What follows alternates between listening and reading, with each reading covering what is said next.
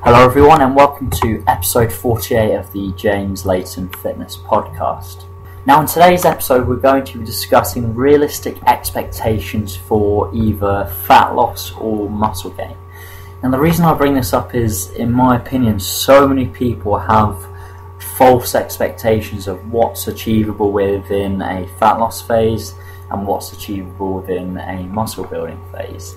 Additionally, I think a lot of people have false expectations of trying to achieve both goals simultaneously, and as I'll discuss throughout this podcast, one of the key principles I want you to take away is it's always best to focus on one goal at a time, otherwise you'll achieve suboptimal results for both goals.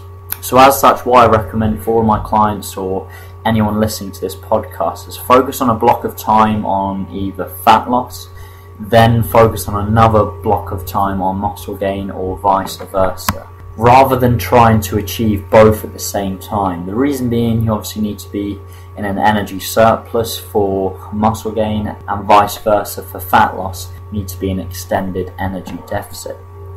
Now it's important to note that there are a few examples where muscle gain and fat loss can happen to a significant degree, but these are exceptions to the rule. The first is an absolute rank beginner, so someone who's just new to weight training will by default just see some fat loss and muscle gain for a short period of time. Overweight trainee, so again someone who's very overweight and then starts weight training again will see some muscle gain and fat loss simultaneously. Another example would be someone taking drugs. So someone taking anabolic steroids can obviously build muscle and lose fat simultaneously. And the final example is someone returning from a layoff. So someone who is a trained individual who then takes, say, 3 to 4 months off and then they return back to training, and they'll see for a short period of time a lot of those muscle gains regained with also some potential fat loss simultaneously as well. However, for the most part, 99% of the time, you really want to be focusing on each goal independently. And one of the things we'll be talking about within this podcast specifically is realistic expectations for fat loss, a rate of weight loss per week, and likewise for muscle gain, rate of weight gain per week as well. What are some realistic expectations? Because as I said in the introduction of this podcast, most people have unrealistic expectations, and I think if you can have better understanding of the reality of what you'll achieve within, say, 8, 12, 16, 20 weeks of a fat loss or muscle gain, this will really help you psychologically. I know for me personally this makes a huge difference, and to my clients as well, because once you understand what's realistic, you're that much more patient. I think when you're under the false impression of what can be attainable within a period of time, you're less patient. You're inclined to almost want gains tomorrow rather than actually looking at the bigger picture and being patient. So first, let's start with fat loss.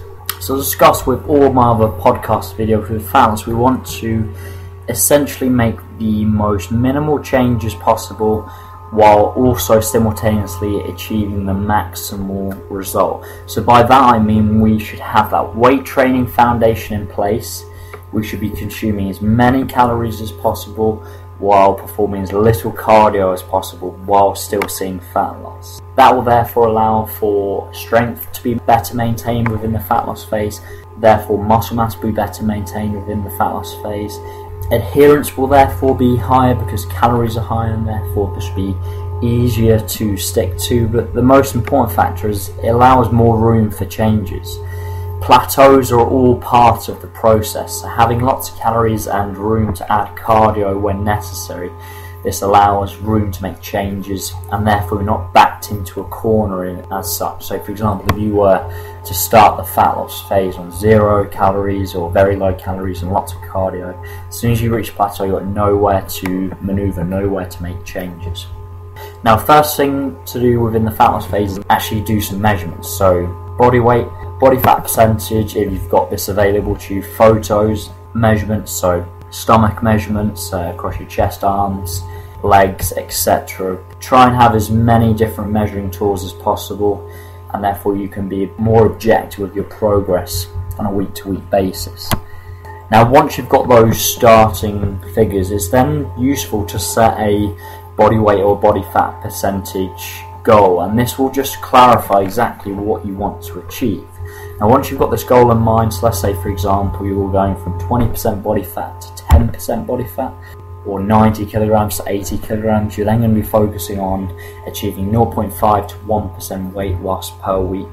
Now the reason this is a useful ballpark figure to work from is muscle mass will be well maintained at this rate of weight loss. If you go any higher than that, you're going to see lots more muscle mass loss. So our goal is to maintain as much muscle mass as possible. So as such, focus on that 0.5 to 1% weight loss per week.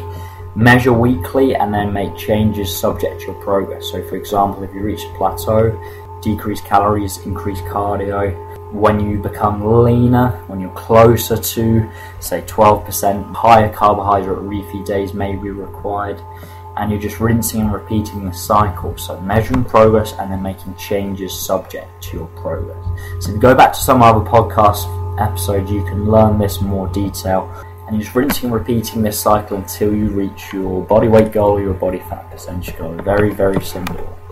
Additionally, volume, so volume is sets times reps times load, will be a little bit less during the fat loss phase. So basically you'll probably be doing less exercises, less total work within your sessions, just because calories will be much lower and it's going to be much more difficult to recover from. Now in regards to muscle gain, things are going to be slightly different in the sense that within fat loss, the weight loss percentage doesn't really change whether you're an advanced or you're a beginner trainee. However, with muscle gain, the rate of weight gain or muscle gain is really subject to the training age. So basically, if you're an absolute beginner, less than 6 months weight training experience, you can expect to see 2 to 3 pound per month gains. In intermediate, 6 months to 2 years weight training experience, 1 to 2 pounds per month. And if you've got more than 2 years experience, you're pretty much an advanced trainee. It's not really worth tracking at this stage. You really want to focus on gym performance, so increasing strength, increasing volume. So volume is sets times reps times load, but that will basically increase by default as long as you're getting stronger within the rep ranges provided. At this stage you want to try more advanced routines, again with more volume added, and you're really eating enough to recover appropriately to continue to make progress in the gym. So strength gains, volume gains, but you're not really actively looking to increase the weight on the scale. If you do this, because muscle gains are so slow at this stage of your weight training career, you're just going to gain a lot of body fat and you'll quickly be back into a cutting cycle. Focus more on gym performance, focus on eating enough to recover so you can make strength gains and volume gains. Now in regards to the muscle gain period, it's important to allow some fat gain within the process. This is just because calories will be much higher. You're really focusing on driving gym performance and then maybe a small amount of fat gain. The goal is trying to minimize this negative effect as much as possible. Additionally, you probably want to stay within this muscle gain period for as long as possible until you reach a point where you've gained too much body fat and you feel like you need to transition into a cutting phase, and then you can transition back into the muscle building phase. So stay in it as long as possible until you think you've got too much body fat. Kind of vary on an individual basis. You obviously don't want to go too far to the extremes, i.e. not allow that much fat gain or get too fat, because that will just mean more time within the cutting phase.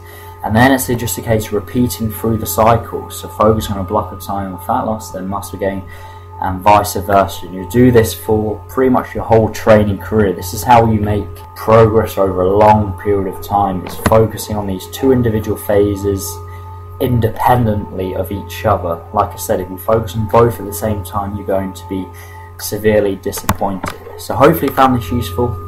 Additionally, if you want to learn when you should bulk or cut, if you go to episode 45 of my podcast, I give some figures. This is from Lyle McDonald's formula, where he gives some good body fat percentage figures of whether you should focus on bulking or cutting. So this may be helpful just to give you an objective view of maybe what you should be focusing on first. So thank you very much for listening. If you're still yet to download my free ebook, How to Set Up Your Nutrition Plan, you can go to James Layton, Layton Fitness.co.uk. You can download that immediately. You can also see all my other services and products on the site. Listen to all the other podcast episodes on iTunes and on my website. And I've got over 100 videos on the website as well. So look forward to speaking to you next week. Take care. Have a good day.